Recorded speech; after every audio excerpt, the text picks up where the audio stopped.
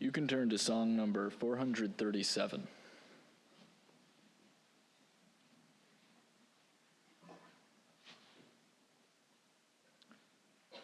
437.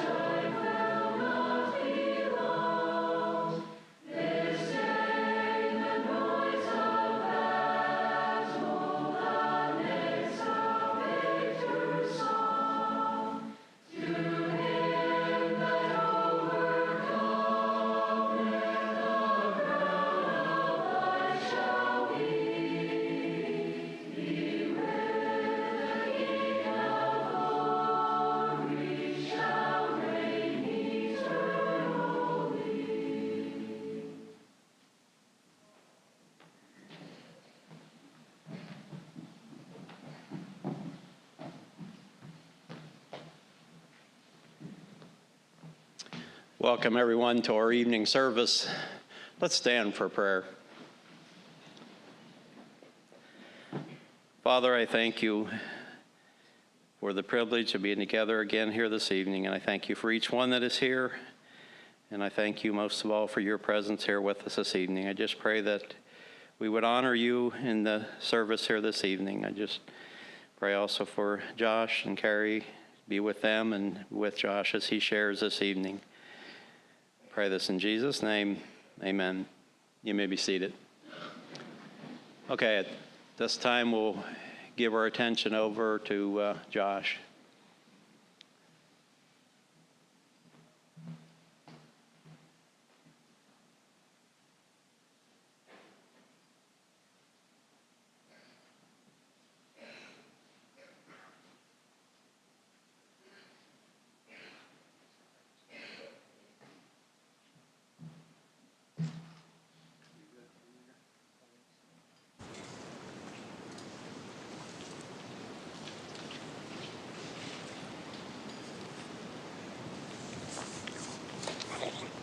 Good evening. It's a privilege to be here with you all.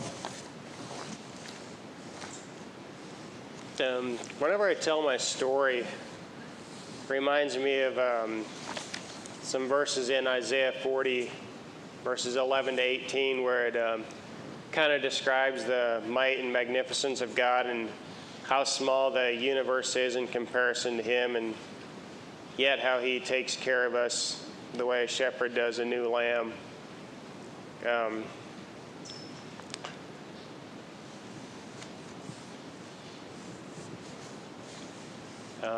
My medical records call me C5 quadriplegic. I broke my neck at the C5, the fifth cervical vertebrae in my neck there. My accident happened back in 2004. It had been January. I was attending this Bible school, Bethel Bible School. Back then it was hosted at the Seymour Church there, the gym there.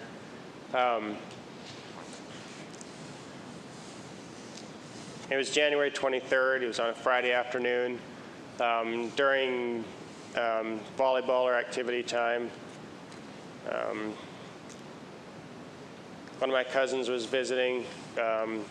James Miller lives in Walla Walla right now.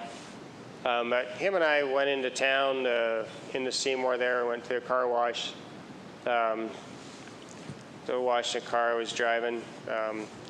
There was a little older BMW that me and my brothers had done some work on. And on our way back to the Bible school, we got this dumb idea to just go out on Highway 60 out there, out to that hill at Cedar Gap there, just a couple miles east there. And we thought we'd just go up to the top of the hill, we'd turn around and we'd see how fast we'd get going, from the top of the hill to the bottom, and we'd just slow down going up the other side. And we thought, what can happen? The hill's what, half mile long, I'm not sure, from the top to the bottom. And so we did, went up there and turned around, and we were heading down the hill. And we got up to, I believe it was about 118 mile an hour, ridiculously fast. Like I said, it's just really stupid, even for a little bit. And one of the rear tires blew out, and I was in the passing lane. I tried to pull over in the driving lane and slow down, and I started to lose control, started weaving around, and it went down into the median. It wasn't this cold then. It was the ground was kind of muddy. Not exactly sure what happened, but the car started to flip kind of end for end when I went down into the median. And James was wearing his seatbelt. I wasn't. Somewhere in there, I was thrown out of the car. They believe I went out through the passenger's door. James said he remembers feeling me slide across his lap. And the door latch on the front passenger's door was broken, and the door was kind of wrapped around the front fender there. And so they believe I broke my neck when I hit the door latch. The car landed on its wheels, and when James got out and he came back, he found me. I was face down in the mud there. I believe he rolled me over. But within just minutes, people started arriving. And one of the first ones on the scene was a flight attendant from the Lifeline helicopter. He was just on his way through, and just happened to stop by. There was also 2 other nurses. One was a surgeon's assistant, another one was a pediatrics nurse. Right away, Jim Lawrence, the flight attendant, he tried to do CPR on me, mouth to mouth, but he said my teeth were clenched shut and my eyes were rolled back. I wasn't breathing. And so he knew he needed to do some type of emergency airway intervention. That one nurse there, she had a hunting knife in her car, and so they used that, and they cut a little hole in my throat right beside my Adam's apple, and he said that knife was kind of dull, and he was kind of pushing on my throat, and he was afraid it would go in too far and make too big of a hole. And the other lady stepped up and she said, "I'm a surgeon's assistant, and I think if I hold the skin just right, you can make the right incision." So she did, and he just made a little incision right in my throat. And he took a pen apart and used the taper end of the barrel and just pushed it, put it in the skin there and just pushed it right through my windpipe in there. And he just leaned over that and he would just breathe right into my throat. And he said he was only able to get about 4 breaths per minute. And my lungs had got kind of battered up in the accident, and they started filling up with fluid. He said he was, the pen tube was starting to fill up with blood, and he said he probably only had a couple of breaths left when the ambulance arrived. The ambulance crew also, they said that they were actually on their way back to their station when they got the call. The ambulance driver said that if he had been at his station when they got the call, he said there wouldn't have been time to get there. The flight attendant, he also said that normally he stopped for something to eat on the. He was traveling from west east. He said normally he stopped for supper, something to eat on the east side of where the accident happened. He said, but just for some reason, he doesn't know why, he never does, but he stopped in Seymour. He said, if I'd have stopped where I normally do, he said, I'd have already been passed before the accident happened.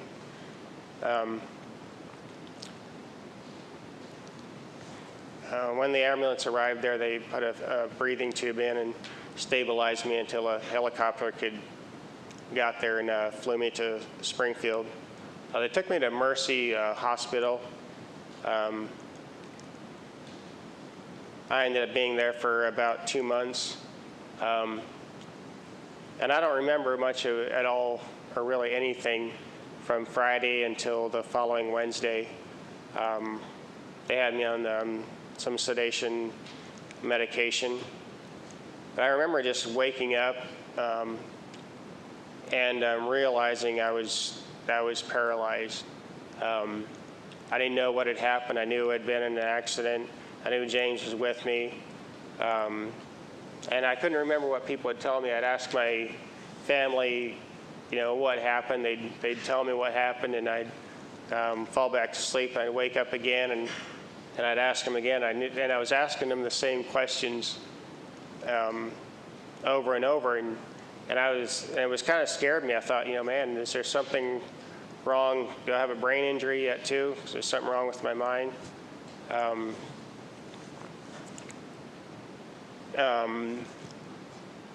Because of the hole in my throat, they put me in traction for 2 weeks and waited for my throat to heal up a little bit before they did surgery on my neck. They were afraid if they did surgery right away with an open wound in my throat that there'd be a chance of infection. And if some of you don't know what traction is, it's basically a C-shaped bracket that went over the top of my head and had screws that went into my temples on either side.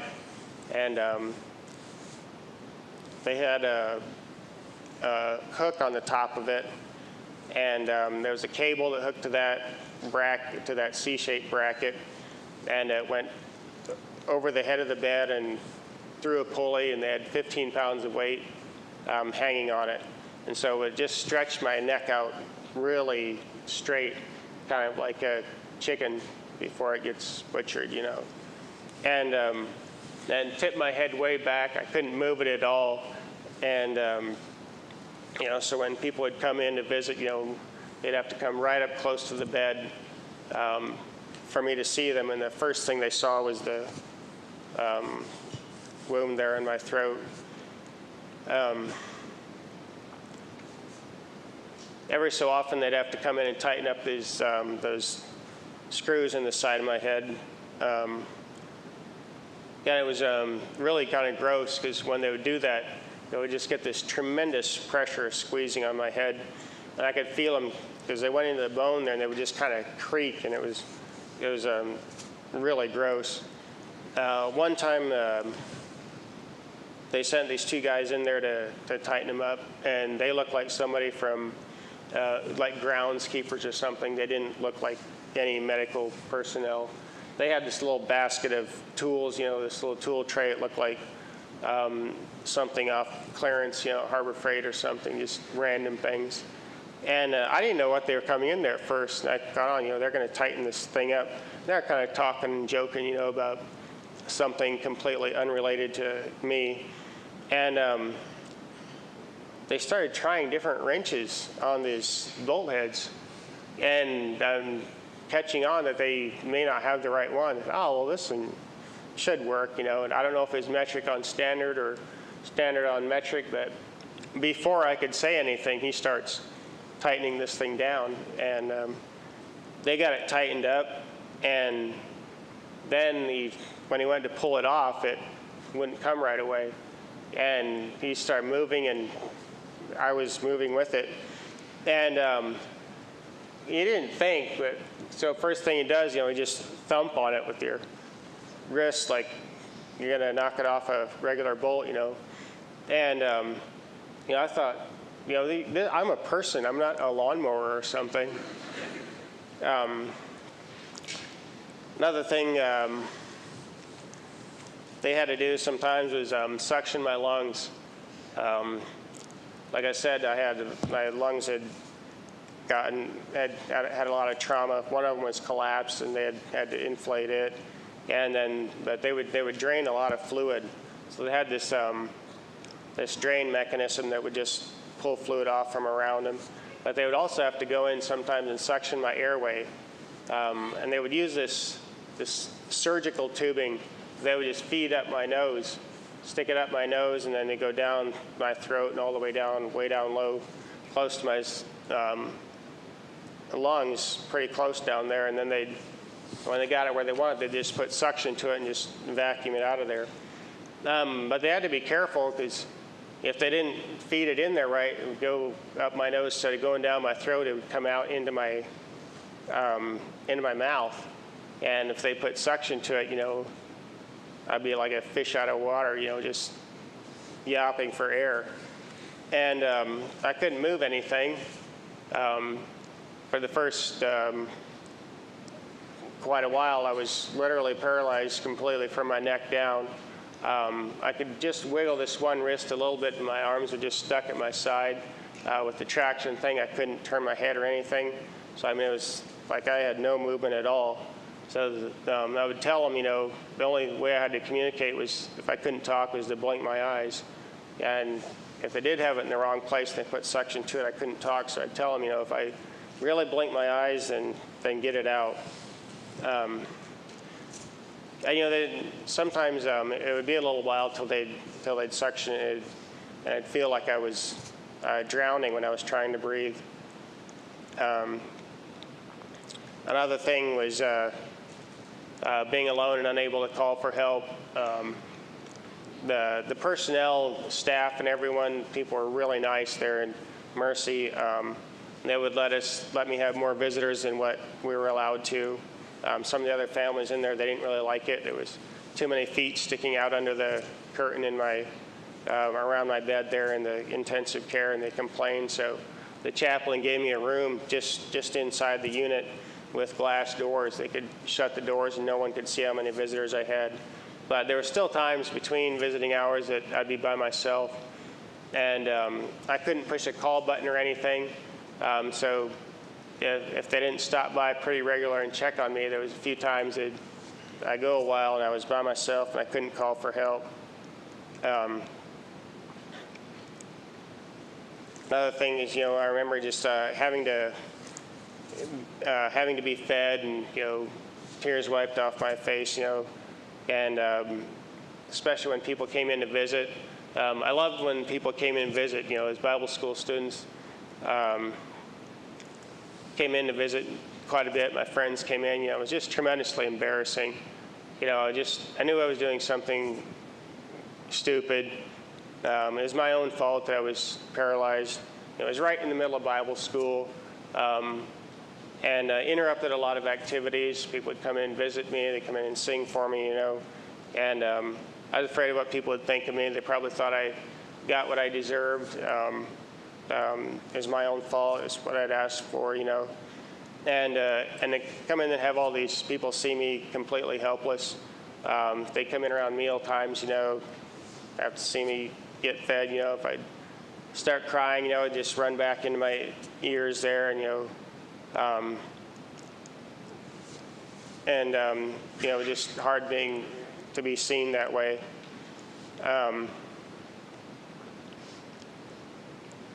They did an neck surgery then after 2 weeks, and they fused my C4, 5, and 6 vertebrae together.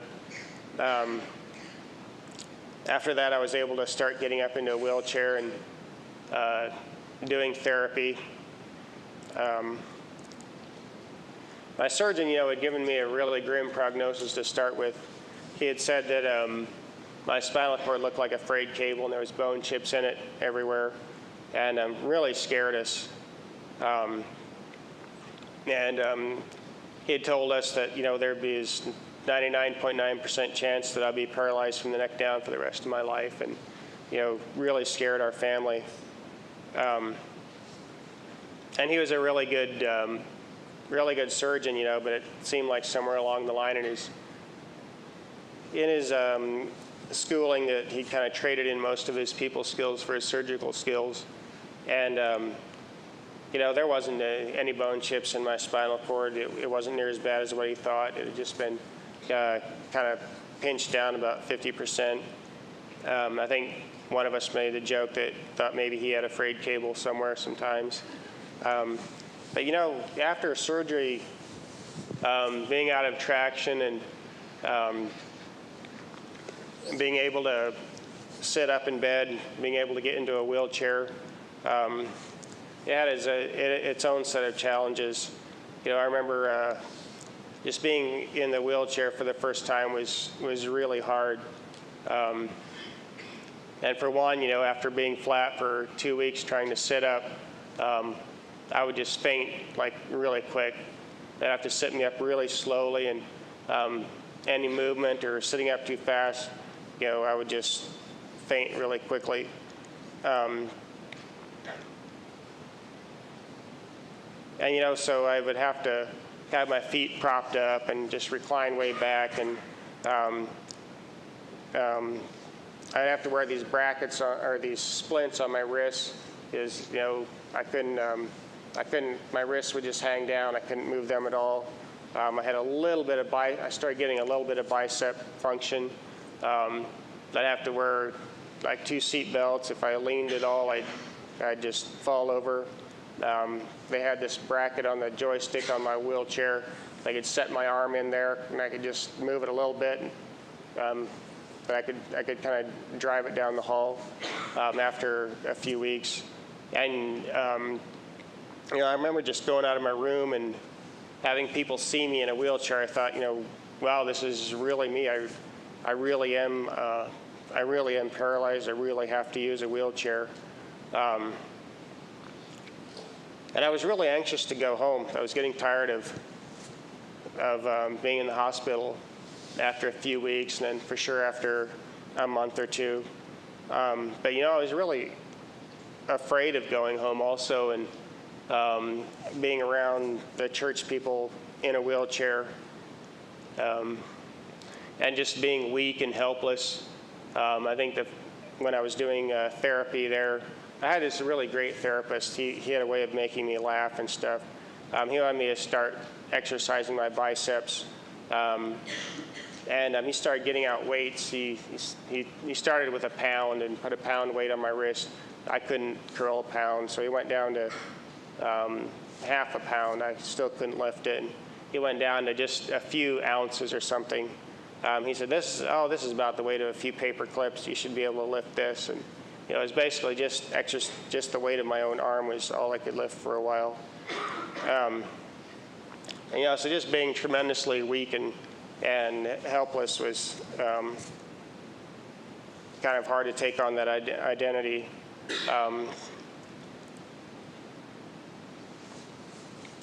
When I went home, I was used a loaner wheelchair. Someone very kindly loaned it to us. Our house wasn't handicap accessible. I didn't have a ramp or anything. I couldn't take a power chair home. I didn't really want to use one either. I wanted to at least try pushing myself around as much as I could. The wheelchair I took home had these foot plates that they could lift them up if my blood pressure was too low or I felt like fainting.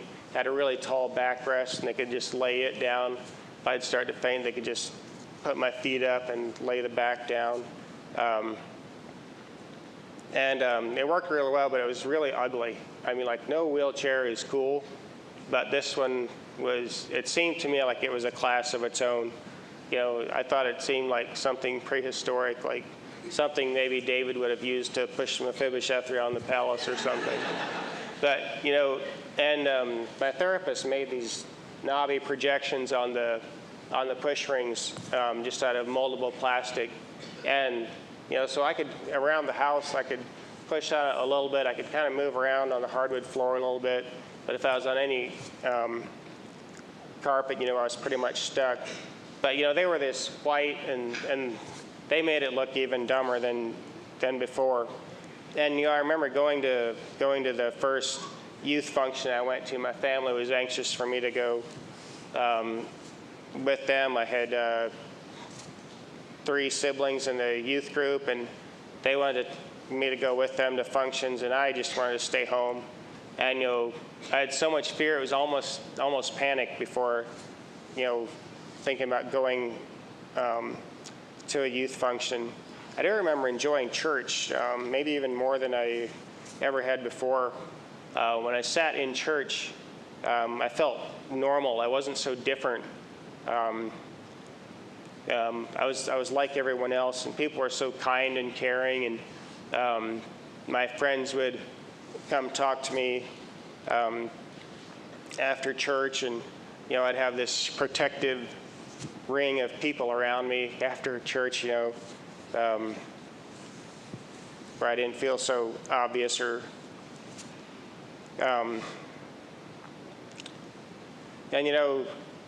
I started getting just kind of gross arm movement, a little bit more wrist function, a little bit more shoulder movement, within the first, few months anyway. After, it was about a year later, I did outpatient therapy after I got out of the hospital, and until the next January, I believe. And then I went up here to Columbia, Missouri, to a rehab center up there that was, had a wing that was specifically for spinal cord patients. And it was really good for me to be there. There were other guys with worse injuries than mine.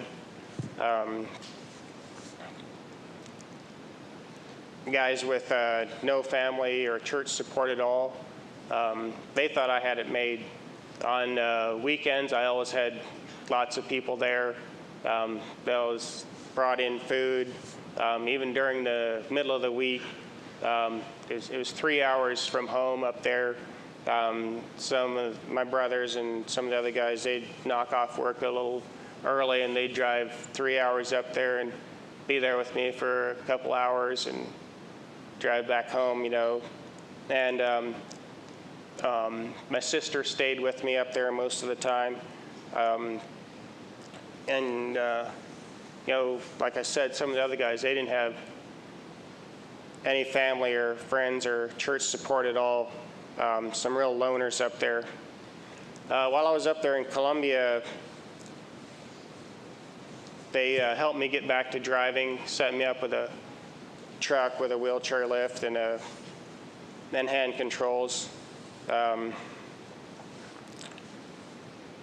First they wanted me to go back to school and get a degree, and they said they'd pay for college and everything, but I told them I just wasn't an office guy, and that I really wanted to go back to work logging with my dad and brothers. They didn't think it was the smartest decision, but they told me about another paralyzed guy with a similar injury that had modified an excavator, made his own lift system to help him get up in it.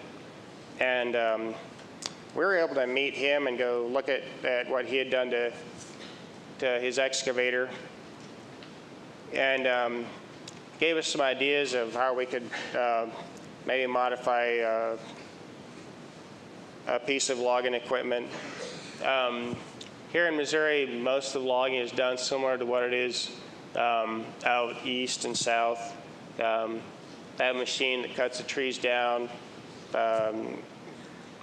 Skidder drags it up, tree length up to a loading site, and then we use these knuckle boom loaders that have delimbers and then buck saws, and they look a little bit similar to an excavator. I think there's a picture of it in the brochure there. But anyway, it stays in one spot, has outriggers. We pull it in place with a skidder or semi and set it up, and then they would drag the trees up to it, and we use it to process them. And I figured it's something I could do. This thing stays in one place. It's pretty safe, and someone's often comes through there, could check on me and everything. So we built our own lift system. It's basically a winch, like a four-wheeler winch, on a track system that's fastened up into the roof of the machine, and it would slide out and could let a cable down. In the mornings, I would just put a sling in on the seat of my wheelchair, and I just drive my truck right up beside the machine and open my doors, run my lift out, and they'll let the cable down, hook it up to the sling, and just winch me up, and I can sit right down in the factory seat. They also made brackets on the joysticks where I could just set my hands in there, and I could operate it, modified the micro switches so that I could run the delimber and the buck saw, and I could just delimb trees, cut them up to length, load trucks, and kind of grade and sort logs. And I really enjoyed going back to work. It was maybe kind of psychologically therapeutic, feeling like I was being productive again.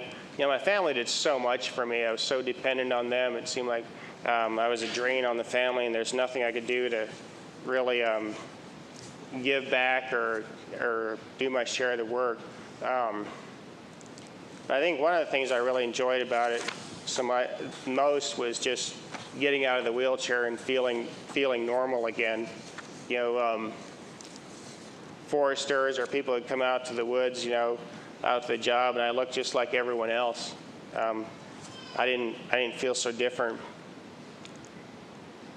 And it got me thinking, when people would come out and I looked normal in the machine, they couldn't tell I was any different than any of the other guys.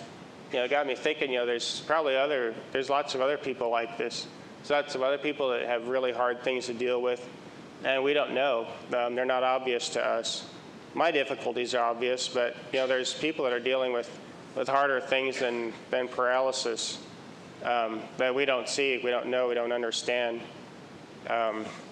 Think of people that have lost loved ones, lost parents, children, siblings, parents that have maybe children that aren't living right, or other people that have family members that aren't ready to go. People may wonder if one of my biggest regrets probably is driving so fast. And sometimes I still wonder if I'd have been driving the speed limit, maybe I wouldn't have had an accident. Maybe I wouldn't have been paralyzed. Maybe it's easy to think, if it's not wrong to speed a little bit, is it really wrong to speed a lot?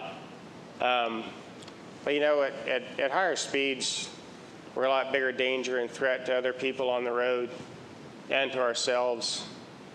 I'm fortunate that I didn't kill my cousin. I could have gone across the median, hit an oncoming car. I could have sent a soul to eternity that wasn't ready to die. I could have killed somebody's family member. I reflect on my life. Probably some of my biggest regrets are similar to what maybe other people's would be. Times I got mad at my dad and brothers at work, went against my parents' wishes, set bad examples for my siblings, made God sad and angry, developed bad language habits, looked at garbage online, and things like that. Some of those things still plague me today. Before I had my accident, I had some purity issues. You would think after a life-changing event like my injury, I would just get over my problems. I'd be real close to God. I'd be victorious from then on. But I didn't. For a while, I feel like I stayed really close to God, and I was easy to be victorious and feel like I lived right all the time and stayed ready to go. But after a while, a few years, and a while later, I was back into some of the same things I had been in before. I'd have some victory and some defeat, and I'd feel so awful knowing that I'd been at death's door and been spared. I could imagine God just wanting to shake me and say, "Son, what are you thinking? I pulled you back from the edge of hell, and I gave you a second chance." During these times, God did, he would do these little miracles for me. A couple of them while I was driving, for example. One time, going home from work, we were working back this track that was down a really steep hill on the woods road, and I was coming out, and I had to put my truck in four-wheel drive to make it up the hill. I forgot the one time I was coming out, and it was in two-wheel drive till I was halfway up the hill, and I spun out. And I had electronic gas and brake in that truck, and when I let off the gas to put it in four-wheel drive, I had a Chevy with a four-wheel drive on this side, and the thing started rolling backwards, and it stalled, and anyway, it rolled down the hill a ways backwards, and when it wasn't running, I didn't have any brakes at all. And we went down over the bank, and I was heading for a tree line. It was blown down timber in that area, and there was this big 6-8 foot big stump wad. And I could see in my mirror I was rolling right towards it. And all of a sudden, my truck just stopped right when that thing was sticking up over my tailgate. And there was no bang, there was no jar, nothing. It just stopped. And it felt like there was this presence around me. I was able to start up, and four-wheel drive, I could drive back up out of there. Told my family about it when I got home, and next morning on the way to work. One of my brothers was with me, and they verified it. You know, it was plain for days afterwards. My tracks through the grass right down, right up to this big root wad of the blown down tree, and my tailgate had to have been just within a foot of it. Another time, we was driving from here over to Farmington. One of the first times I was over there, siblings were with me, and popped over this knoll, and there was traffic just stopped right in the road. And there was oncoming traffic. There was ditch was too steep. There's no shoulder. I couldn't go around them. And there was nothing, no place for me to go. And all at once, the road was just clear in front of me. And I looked in my mirror, and that same string of traffic that was in front of me was behind me, and it was just quiet in the truck. I was like, wow, what was that? Nobody said anything for a while, and we talked about it later, and my siblings didn't have any explanation either. You know, it seemed like God was just saying, you know, I'm not giving up on you. I did a series of miracles at your accident, and I can just keep on doing them. You know, God didn't give up on me, and he won't give up on you either. Don't give up on God. Being part of a church family is a real privilege. You know, if you're dealing with something, but you can't seem to get victory in, or is discouraging, and maybe you feel alone and isolated, you know, don't make the same mistakes I did. Don't let Satan prevent you from getting help. Our church people care about us and love us more than we often realize. You know, sometimes maybe the advice or correction that we can get from our church people and our leaders may not always feel like love, but they care about our souls and where we spend eternity. 1 Thessalonians 5:17 is a simple little verse. Pray without ceasing. You know, I think part of that verse is just could be just talking to God, keeping an open dialogue with God. You know, it's good to get in the habit of talking to God and just telling him everything. You know, maybe when you're frustrated or discouraged or need someone to talk to, you know, and go on a walk or a drive and just talk to God out loud like you would to your parents or grandparents or a best friend. Something about voicing our troubles and putting them into words. And God keeps a secret. You won't twist what you say and spread it around to other people. Just make God your best friend and try thanking him for everything, the good times and the bad. I was listening to a sermon one time, and he said, thank God for the bad things that are in your life. Tried doing that, and you know, I thought about that, and I told God, I said, I just can't do it. I said, I appreciate you sparing my life and the miracles you've done, but I'm just not thankful for the wheelchair. I hate being in a wheelchair. I hate being different from other people. You know, God has such a kind way of helping us get used to new ideas and different ways of thinking. It seemed like he started showing me the trend my life had been on and how my life could have gone, maybe where I would have been if I hadn't gotten paralyzed.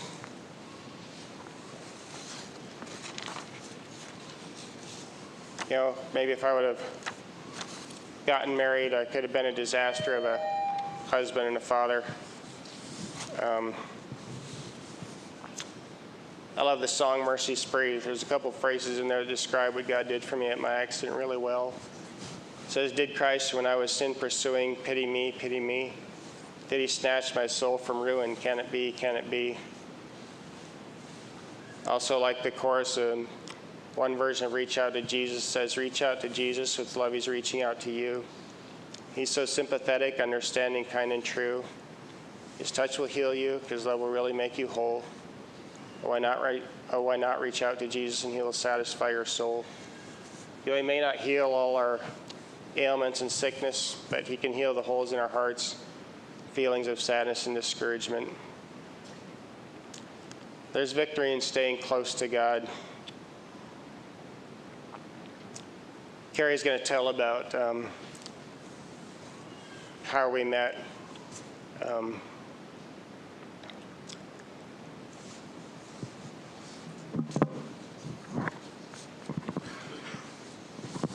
Hi, everyone. Before I tell you how we met, I want to tell you one of my favorite stories of Josh when he was in the hospital. He was in the room with the glass doors, and he was in the ICU alone, and he was hardly able to breathe, and his lungs needed to be suctioned again, and he still wasn't able to push a call button. And he tried calling for help numerous times, but none of the nurses could hear him. And he couldn't call very loud without choking on the fluid, and every time a nurse would walk past, he would feel a little closer to suffocating. And then suddenly he could just see himself laying in his hospital bed. He could see the screws on the side of his head and the traction mechanism, and Josh felt like he was up in the corner of his room. And as he looked around, he realized a large hand was holding him, and he could see the creases in the palm, and he was looking down between big fingers, and he could breathe fine. And then within a few moments, he was back in his body on the hospital bed, and a nurse was there ready to suction his lungs. And Josh says he knows without a doubt that it was the hand of God. I met Josh when he came to speak at this Bible school. I shouldn't say I met him because I never actually talked to him. I was too scared to. And he seemed like this really popular person with a lot of other people around him after the service. So it wasn't until later that I actually got to talk to him. I was teaching school at the time at home in Seymour, and I'd gotten a break to go to Bible school with my two sisters, and I really didn't want to go that year, but somehow they convinced me to go with them.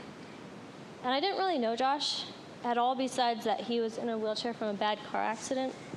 And I remember discussing him with some of my friends before he came to give his talk. And what I don't remember was what one of my friends reminded me after we started dating. She says that I mentioned to her that I thought he was kind of cute. Anyway, the first time I actually talked to Josh was when his dad had broken his hip and he was in the hospital. And my family went to visit his dad because my parents knew his parents. And the hospital wasn't far from where he lived. And he just happened to be in there when we were visiting. And while we were at the hospital, my mom invited Josh over for supper if he was ever going through Seymour. And he said he actually did when he went to Springfield for wound care. And he was driving in about every other week back then. So my mom kept inviting him for supper, and my family I became well acquainted with him. And started to really like him. He just became a really good family friend. And his story was so good that I invited him to come talk to my students, and they loved it. And then I invited his youth group over for volleyball, and then my younger sibling started going with him to the doctor, and I liked him, but I thought, oh, he's just a good friend. And then one day my friend Melissa asked me, what are you going to tell him when he asks you on a date? And I was floored. Oh, he's not going to, I sputtered. But I thought and prayed about it. What would I say if he did? Did he have the qualities I was looking for in a husband? Is it so important that he can walk? Is he godly? How will he treat me? One thing I did know was that I would rather have someone who would treat me well and not be able to walk than someone who could walk perfectly well and might treat me like trash. A month later, Josh asked to court me, and he talked to my parents first and then made sure it was also okay with my siblings. And we started dating, and we had so much fun. It wasn't without its worries and bumps, though. I wasn't used to always checking to see if the places we planned to go were wheelchair accessible or had ramps or were paved. And Josh has an interesting story to tell about a policeman that helped us one time. So one Saturday, we were going on a date and come up this intersection, my truck, and the low oil light came on. And right across the road was a state trooper was sitting there. And so I just pulled around and rolled down my window, and I said, hey, could you check my oil for me? My low light just came on. And he started giving me this thing about, no, I can't do that. It's a liability thing. I'm not allowed to. And I couldn't even change your tire. And I said, oh, all right. I said, can you at least show my girlfriend where the dipstick is? So he looks over at me, and I told him I was in a wheelchair. I don't know if he believed me or not. And she got out and started walking around. He saw her. He hops out and come over there. And then I had to open the doors on my truck so he could pop the hood, and he could see I really was in a wheelchair. And he said, oh, you're going to get your clothes dirty. So he reaches in there and checks it 3 times for her, and it was a quart low. I said, I got a quart in the back, And it was kind of dirty from being in the bed of the truck there. And he said, oh, I know the guy that owns a service station up the road. I'll just call him and see if he's open, if he'll open early. It was like 7 o'clock on a Saturday morning. Gets out his cell phone, calls the dude up. Sure enough, he opens up. He gets in, escorts us up there so that he can get a clean quart of oil and added it to it. And I thought, man, I'm taking her everywhere. I taught another year of school, and then we got married on August 15th, 2020. For our honeymoon, we drove 1,000 miles to Nevada, and it was kind of scary as we had never gone that far before by ourselves, but I know God worked everything out, and everything went really well. We were able to go on an antelope hunt, and Josh shot a big antelope. The first year of marriage went fairly smoothly. We hit the second year with a bump, though. I had to have knee surgery to fix a torn ACL and meniscus. 3 years before that, I had injured my knee playing soccer with my students, and it just kept getting worse and worse. My kneecap kept popping out of place, and I would have to push it back in until I finally had to have surgery. So Josh and I were both in wheelchairs for a while. For about a month, his brothers came to help him, and my mom and sisters came and helped me. To be honest, it was good for my pride to have people help us, and also good for me to experience a wheelchair for a while. When we went out, I would hobble on crutches, and Josh would be in his wheelchair, and I'm sure we looked hilarious. 6 months later, Josh had surgery to remove some infected tailbone, but it left a hole big enough to set a pop can in. The hospital sent us home with a PICC line and IV antibiotics and a wound vac, and thankfully he had a standing chair because he couldn't sit down for very long. In all these things, God has been there, and he's been good. When we started dating, we discussed the probability of us not being able to have children, and we both love children, but I think that was harder for me to accept. So 3 years went by, and we prayed every day for children of our own. And one day, Josh startled me by praying, Lord, it's okay if you decide not to ever give us children. And from then on, we changed our prayers to, Lord, just fill the void we have for children, whether that's through adoption, foster care, babysitting, whatever. It just felt like we weren't demanding of God anymore, just surrendering. And we decided to look into adoption. But God had other plans, and we were so happy to welcome Tanner Joshua into our home this past November, and he seems like such a miracle and a gift from God.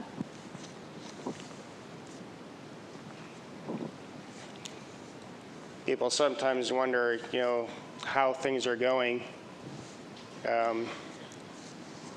They're probably the things that make a relationship peaceful or stressful or similar, whether it's able-bodied people or whether there's a disability involved, even though disability can often make stressful situations more acute. But it's a few things that I found that are helpful is, just being willing to help and do what I can, being considerate of our differences and appreciating them, being thankful and saying thank you for everything she does for me, choosing happiness, taking time to listen, do little deeds of love and thoughtfulness, show interest in things that are important to her, always speak kindly, even about other people.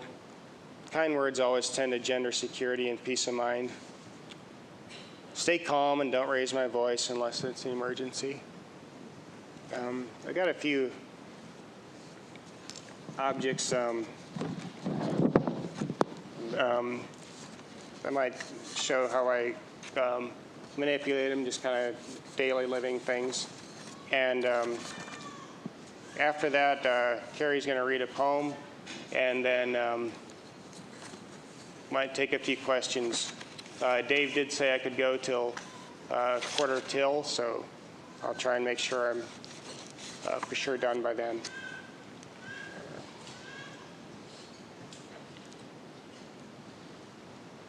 So with my spinal cord being injured at C5, the function that I'm pretty much left with is gross shoulder movement. I have pretty good biceps. I don't have any triceps. When I lift my arm up like this, it's kind of stuck. I can't straighten it out. I don't have any finger function at all. I can't move any of my fingers individually. I have good wrist function this way, but this way I can't really move them at all. Below my chest, I have real sketchy feeling, a little bit in my legs and lower body, but very little. I also have split feeling, like the outsides of my hand, like my little finger, and the bottoms of my arms. I don't have very good feeling in. So I have to be kind of careful, like getting against, like holding a hot coffee cup or something. I'll burn my hands if I'm not careful. So basically, any grip I have is just from raising my hand. Just when I kind of raise my hand, my fingers kind of come together. But like a normal water glass, I can hold it pretty good if I keep my wrist curled up. Coffee mug, I hook my thumb through the handle. I only fill it usually about half full because I have to tip it when I pick it up. I can hold it pretty good. Silverware, I just put it between my index finger and my second finger, keep my wrist kind of curled up. I can eat pretty good that way. Let's see. This is called a tenodesis splint, and it works off of just the leverage on my hand, like the tenodesis. You undo the thing. It's easy to slip it on without a coat on, but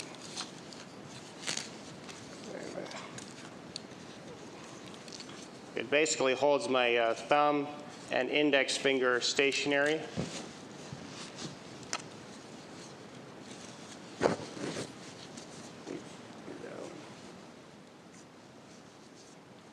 And when I relax my wrist, they open up, and when I curl it up, they tighten. And I can kind of use it for self-care and things that I need a tighter grasp on.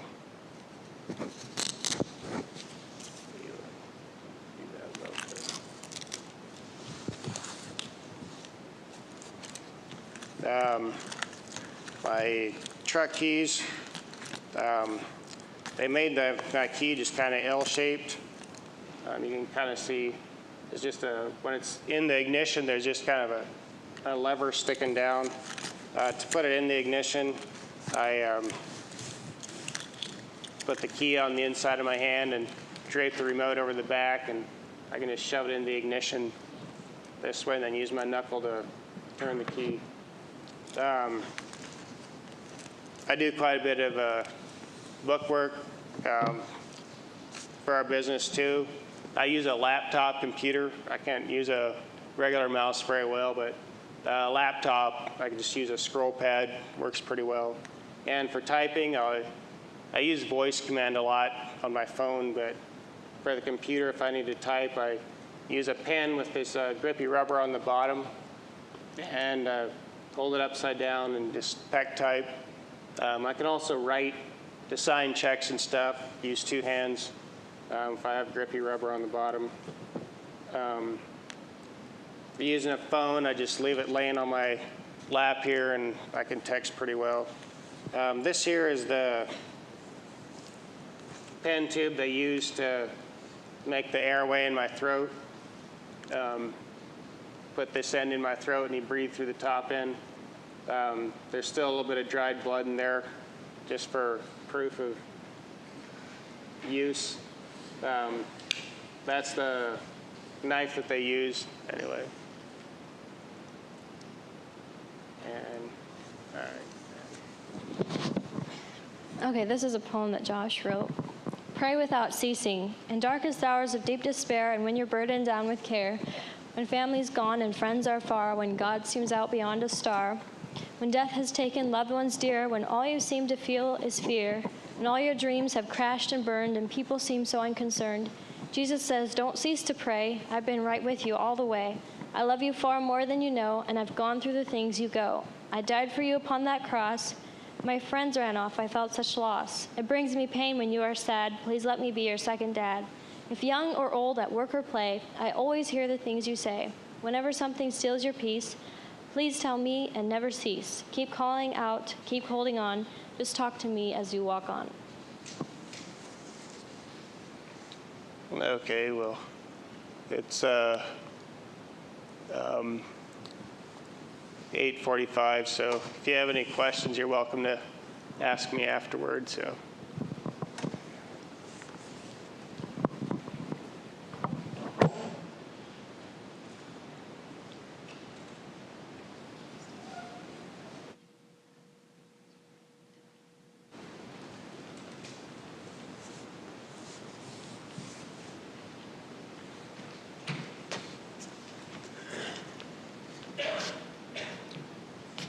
Thank you, Josh, Carrie, for coming up here and sharing.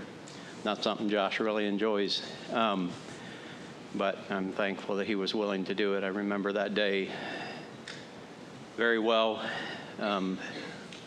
This cousin James that he mentioned was my wife's younger brother, and trying to remember, he had... Oh, I forgot. He had really bad abrasions across his stomach. The small bone in his ankle was broken. He had to go around on crutches for a while, and pretty painful, but thankful he was okay. Yes. Yes, Dorothy's my cousin. Dave is my cousin as well. Privileged to claim him. Anyway, thanks for coming. I just don't want to say much. Just when I sit here and listen, I think how small my problems are, and how good God has been. And also, even when God does take us through difficult things, he gives us grace. And Josh was clear on that this evening, that he has given him grace to go through what he needed to go through. So thank you for that. As far as announcements, the only thing that I would mention is the question box that is out there on the table will be there till morning chapel. So if you have any questions to put in there, you can do that yet this evening if possible. Is there any other announcements? Don't know of anything else. Thank you for coming out, those of you who come this evening, and the students. God bless you and have a good night. Let's stand for prayer. Father, I thank you again for your goodness and your love, and many times that you protect us, many times that you are there and miraculously take care of us, and we don't even know it. Lord, I just thank you that no matter what trials in life you take us through, you're there for us. I pray that you would continue to bless Josh and Carrie and their little boy.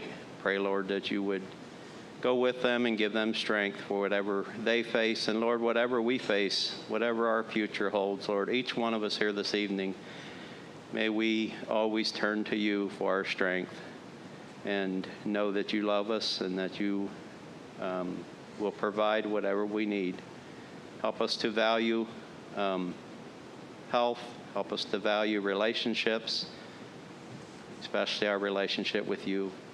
Bless each one that is here this evening, I pray in Jesus' name. Amen. You're dismissed.